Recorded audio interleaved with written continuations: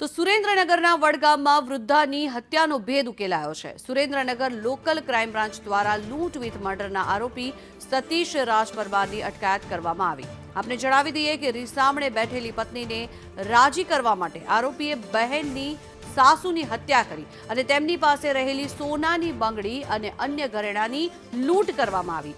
જો કે હાલ આ સમગ્ર મામલે પોલીસે આરોપીને ઝડપી પાડ્યો છે। તેની સામે કાયદેસરની કાર્યવાહી હાથ ધરવામાં આવશે।